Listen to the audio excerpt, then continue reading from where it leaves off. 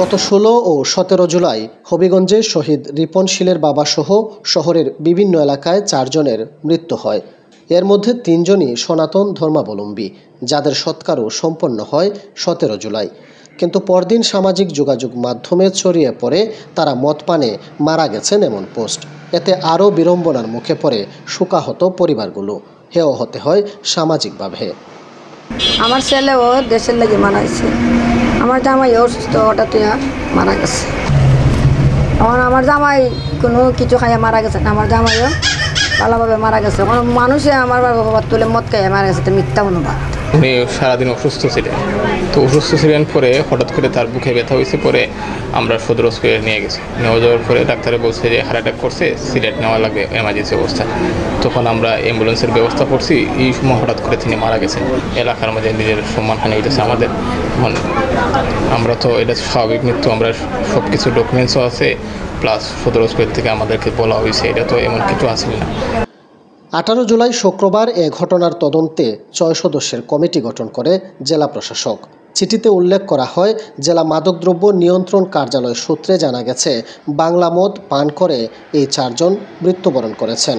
অথচ মাদকদ্রব্য নিয়ন্ত্রণ অধিদপ্তর জানায় মদ পানে মৃত্যুর বিষয়ে কোনো তথ্য তারা জেলা প্রশাসনকে দেয়নি। তো আমাদের সূত্রে আসলে আমরা কোথাও বা কোনো দপ্তরে কোনো ধরনের লিখিত কোনো ধরনের চিঠি আমরা প্রদান করিনি। আর মৃত্যুর কারণ উদ্ঘাটন করা এটি একটি এক্সপার্ট ওপিনিয়ন, ডক্টরস ওপিনিয়নের বিষয়। আমি বা আমার জায়গা থেকে আমাদের কোনো এখতিয়ার নেই যে কেউ মদ্যপান করে মারা গিয়েছে কিনা, সেটি আমি বলার মতো আমার কিন্তু সুযোগ নেই। অন্যদিকে হাসপাতালের তথ্য বলছে 4 জনের মধ্যে কেউ কিডনিজনিত সমস্যা, কেউ হৃদরোগে আক্রান্ত হয়ে মারা গেছেন। একজনকে মৃত অবস্থায় হাসপাতালে আনা হয়। চিকিৎসকদের মতে ময়নাতদন্ত ছাড়া মদ পানকে মৃত্যুর কারণ হিসেবে উল্লেখ করা সম্ভব নয়।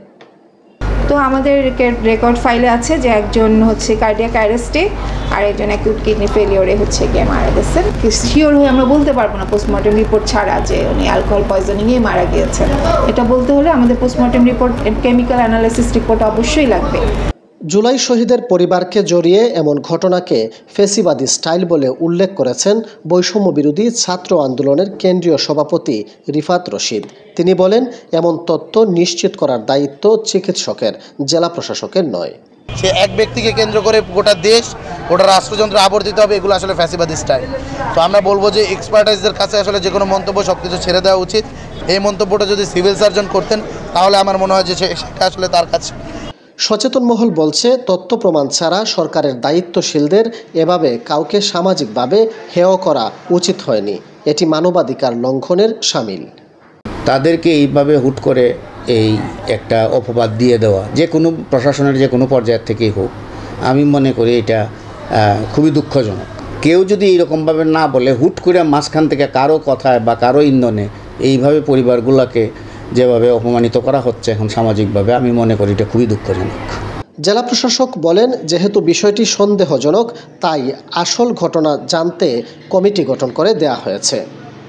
আমরা শুনে বিষয়টা নিয়ে একটু আসলে কি হয়েছে এটা আসলে এখন বলা যাচ্ছে না। একটা কমিটি গঠন করা হয়েছে একটা উদ্ঘাটন জন্য, কি ঘটনা ঘটছে, বিষ পান না মদ পান, মানে কি স্পিরিট কি না মদ কি মিশাইছে, এটা একটু আসলে কি ঘটছে এটা জানার জন্য একটা কমিটি গঠন করা হয়েছে। আশা করি শহরবাসীর দাবি, মাদকের বিরুদ্ধে সরকারের কঠোর অভিযান চলুক, কিন্তু কোনো নির্দোষ পরিবার যেন অপবাদের শিকার না হয়।